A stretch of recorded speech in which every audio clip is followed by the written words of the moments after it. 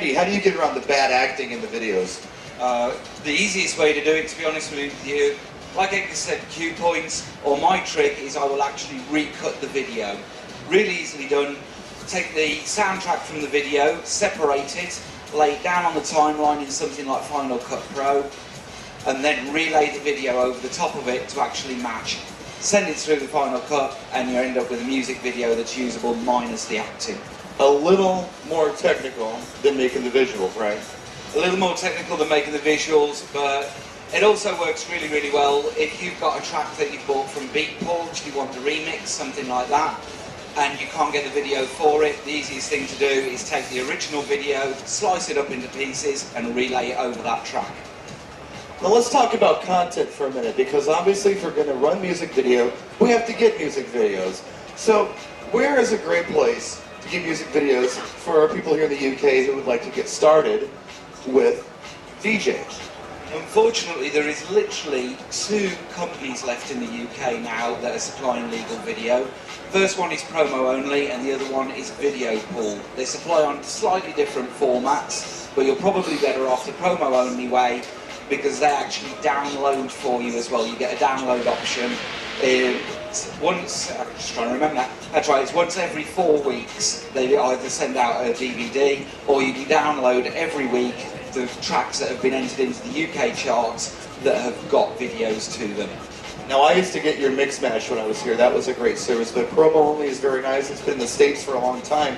And I've noticed their chart discs are very nice. It covers pop, urban, dance, kind of whatever you want on a monthly disc. So if you want to keep up, that's a good way to do it. And yes, it's not what you would call cheap, but doing anything right isn't going to be cheap anyway, right? So let's move on a little bit, and let's talk about how you're doing your displays.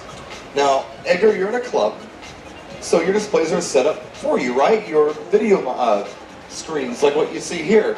What's another way to do this? Like what do you mean?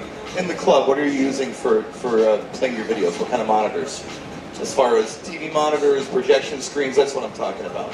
Okay, yeah, it's pretty much whatever they have. So if they have televisions or anything like that, usually there's a video input.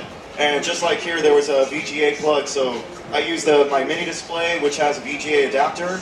And I just plugged right in and just went into the projector. If it's HDMI or like with PC, you're using S-Video or maybe the composite. Any way that you can get into a TV, you can just use the mirror display or the dual display on your computer so you can output your videos. Now in the States, typically, is everything already set up for you? Do you have to run around and run cables from monitor to monitor? Or do they pretty much set that up for you in the States? It's pretty much set up already. A lot of lounges and maybe like sports bars, they already have their TV set up. You know, if they run like a game and it's projecting to all the TVs, they pretty much already have that linked. If they don't, then I'd recommend that before I do that gig, because I'll probably only be able to project into one television. You want to show off for a minute, just for fun? Want to cut it up? All right, he's going to cut it up one more time for us. Check it out.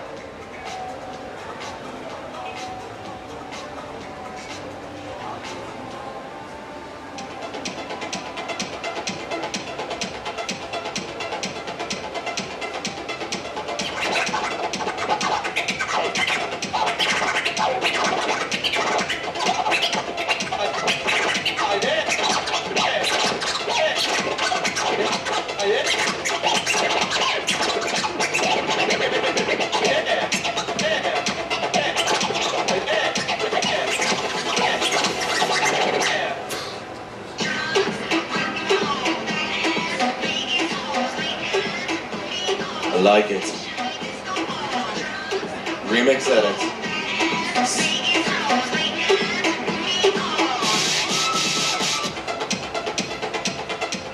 Now obviously this is projection, but there are a lot of ways to do this. You can use several different kinds of flat screen monitors. You can either use LCD, LED, plasma. You can use Lycra screens if you're using projection, like the stretchy screens. You can use the traditional pull-down screens, or like what we have here, which actually it's a what do you call that? It's rear projection, but the type of screen is like a it's like a fast set. It's got snaps on it. It snaps onto a frame. What are you using on mobiles for video projection? What type of setup do you have?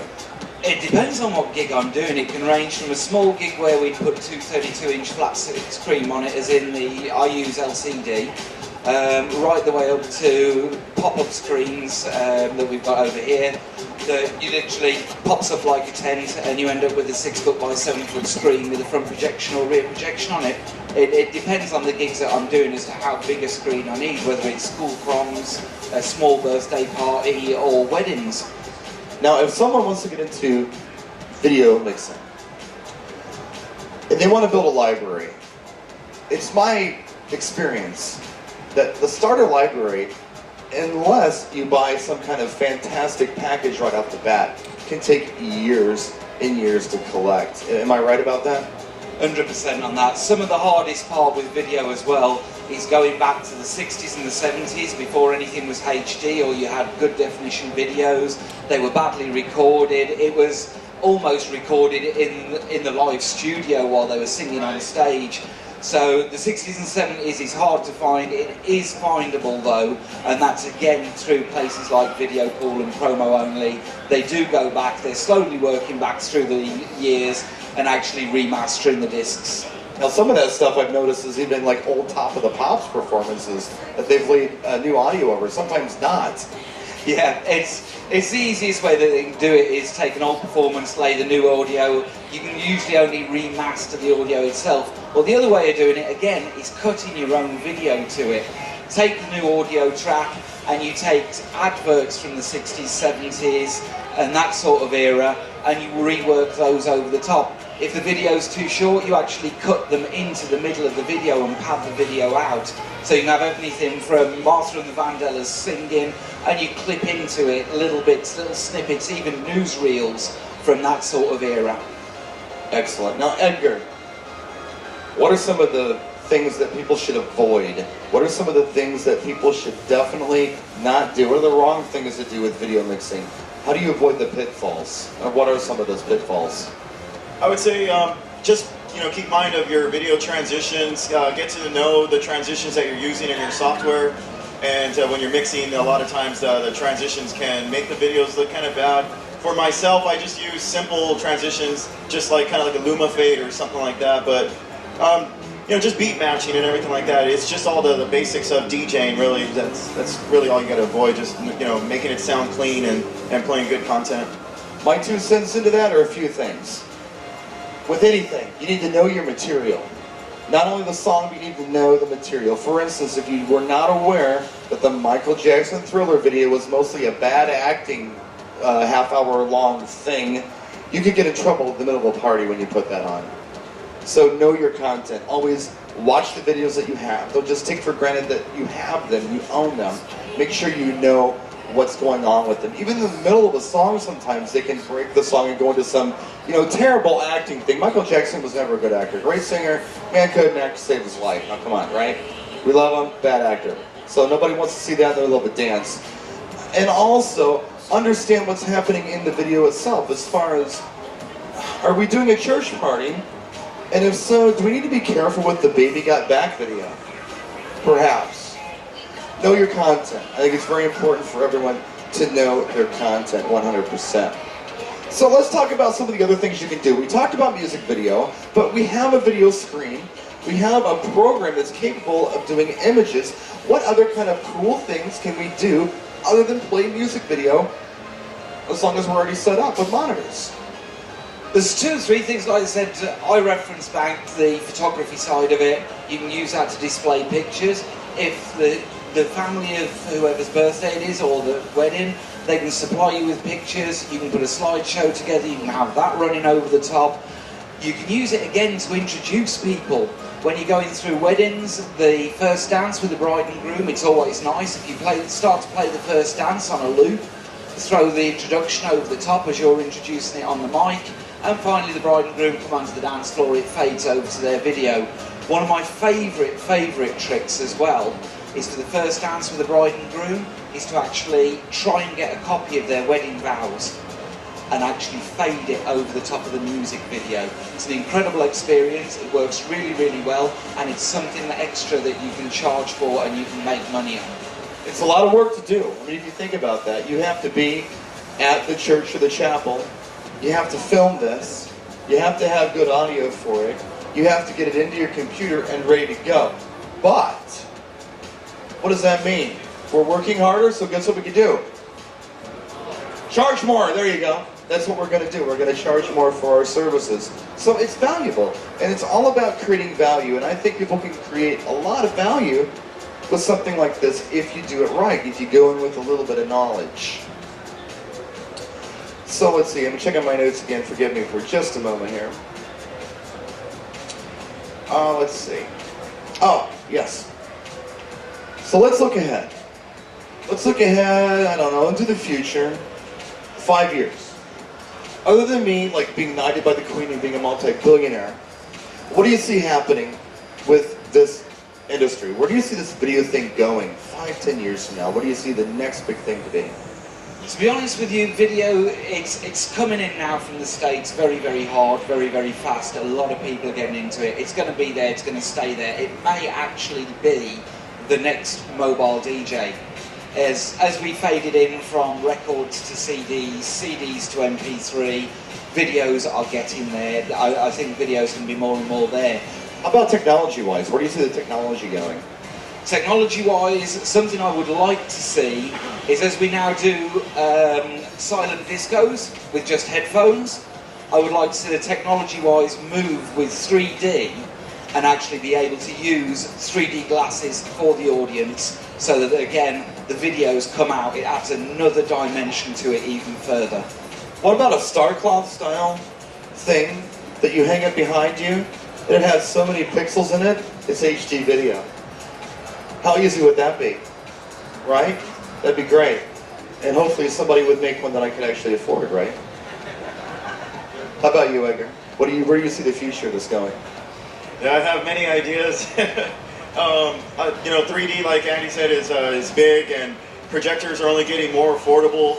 And if you've ever checked out anything that's 4D, that's kind of what I'm going to want to get into, working with a few producers where I can incorporate my scratch shows not only to come at you, but with me performing and doing my own music. You're going to feel me also pretty much, and so yeah, that's just stuff that I'm working on. And I actually did a video DJ contest back in Las Vegas a couple of weeks ago, and just seeing the guys how they're using video content from movies, kind of like the way I did.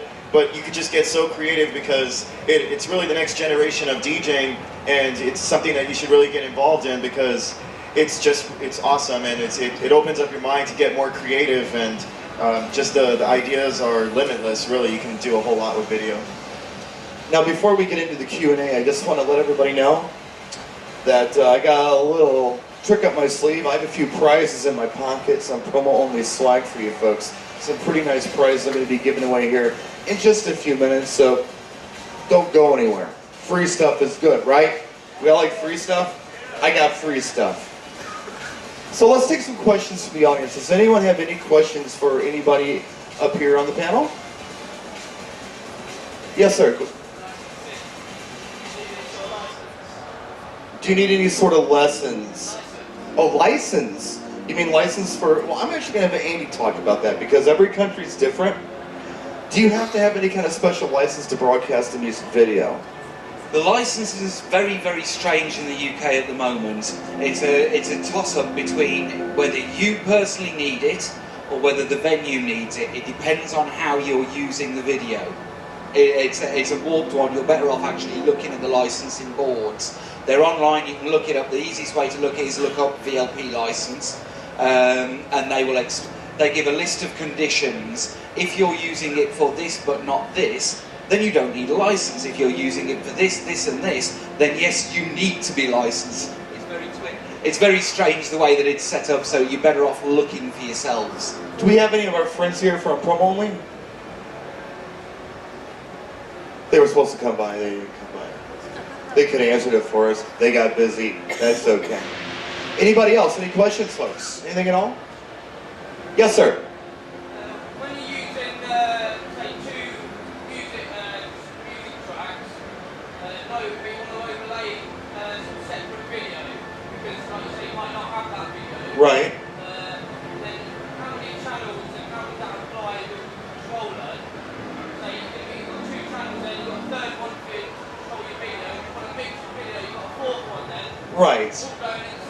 Right, well what happens is, I mean, you actually, the ambient videos, or kind of the overlay videos, you end up with a bank. I don't know, can we show the display screen to virtual DJ up there? Would that be too difficult? Do you have some loaded in your bank? Some visuals? Oh, don't worry about it then. At any rate,